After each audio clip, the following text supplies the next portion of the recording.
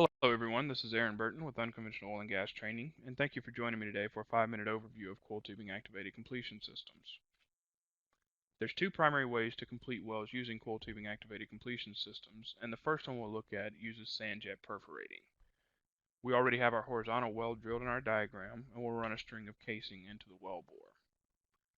Once that casing gets to the intended depth, then you pump cement around it to provide isolation between your casing and your formation.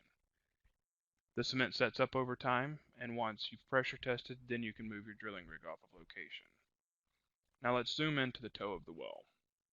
We have our casing and our cement providing the isolation, and you go ahead and run your coiled tubing into the well bore and with a bottom hole assembly consisting of a sand jet perforator and a coiled tubing packer.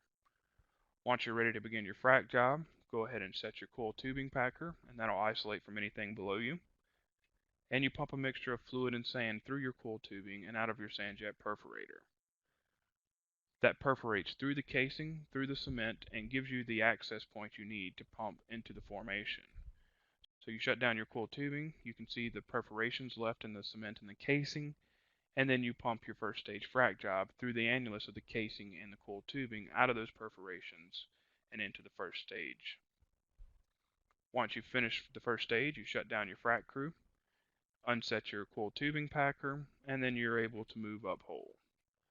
So you pull the coiled tubing up hole to the depth of the second stage, reset your packer to isolate from the previously fractured stage, and then you pump the mixture of fluid and sand through the coiled tubing out of your sand jet perforator and create the perforations for your second stage frac job.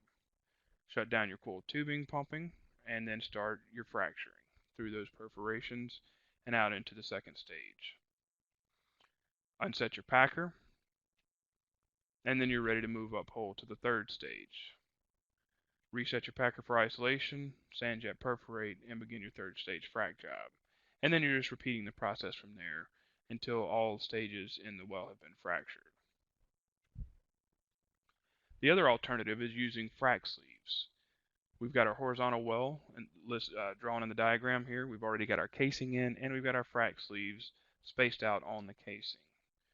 So once you've got that installed, pump cement around the sleeves to provide isolation, and once the cement is set up, you move your drilling rig off of location. When you're ready to perform the frac job, you run a coiled tubing into the well bore, and we have the same exact bottom hole assembly with the sand jet perforator and a coiled tubing packer still on the coiled tubing.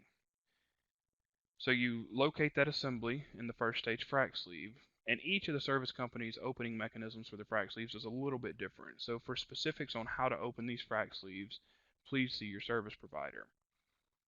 Overall, though, the functionality is the same. You locate your coiled tubing assembly in the frac sleeve, and you open the frac sleeve to perform that stage fracturing.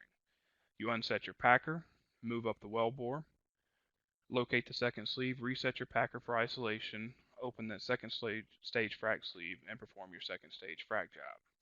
And then you're just repeating the process there, moving up hole to the next sleeve, performing that stage fracture, until all the sleeves in the well are fractured. Now, one of the unique features here is because you still have that same bottom hole assembly, you do have flexibility to add stages during the frac job.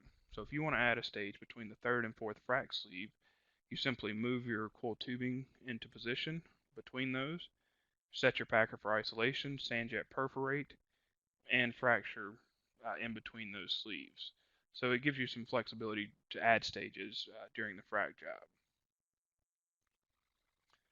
Now let's zoom in and look at a little bit more detail about the fracturing operation. So we discussed that you pump the frac through your annulus between the casing and the coiled tubing and out of the frac sleeve ports or the sand jet perforations into the formation. But when you're doing that, you apply pressure against your coiled tubing and it makes it want to collapse the coiled tubing. So during the frac job, you're actually going to be pumping at a very, very low rate your clean fluid through your coiled tubing and out of your perforator. Now, the primary purpose of that is to apply pressure back against that collapsing pressure and prevent your coiled tubing from collapsing. Now, one of the unique benefits of that is that if you do have issues during your frac job, like a screen out, then you have the ability to recover from it. So very simply put, a screen out is when you have too high of a concentration of sand that you can no longer physically pump it through the fractures that you've created. So in that case, you back up your sand and your pressure into your wellbore, and by the time you shut down your frac job, you still have sand piled into your casing. To recover from this, you unset your coil tubing packer, and that'll give you the ability to move your coil tubing, and then you pump through your coil tubing and out of your sand jet perforator. That way you can circulate out the sand and circulate it back to surface and move on with your fracturing operations.